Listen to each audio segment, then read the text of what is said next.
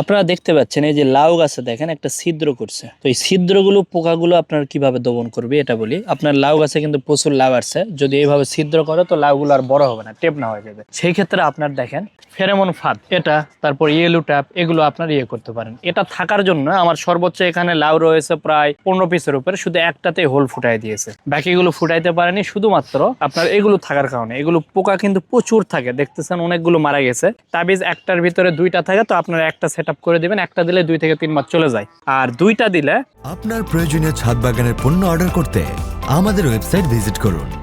একসাথে 2টা দেওয়ার প্রয়োজন পড়ে না, অনেকে দেখছে 2টা দেয়, 2টা দেওয়ার প্রয়োজন, একটাই দিবেন এবং আপনার 2-3 মাস পরে এটি খুলে ফেলে আরেকটা দিবেন। দিলে এটা একটি যদি আপনার কিট কিনেন, এই কিটটা আপনার প্রায় 4 থেকে 5 মাস চলে যাবে। এরপরে রয়েছে ইয়েলো ট্যাপ বা ফেরোমন ফাঁদ, এটাকেও বলে ইয়েলো ট্যাপ বা হচ্ছে হলুদ ফাঁদ, এগুলোও দিতে পারেন। এই মাছি যেগুলো রয়েছে এগুলো আটকে গেছে, অর্থাৎ উড়ন্ত যত রকমের পোকা রয়েছে, ক্ষতিকারক পোকা, এগুলো কিন্তু আটকে যায় এর মধ্যে, যার কারণে আপনার ফসল ভালো থাকবে। ছিদ্রকারী পোকা আপনার ফসলকে ছিদ্র করতে পারবে না।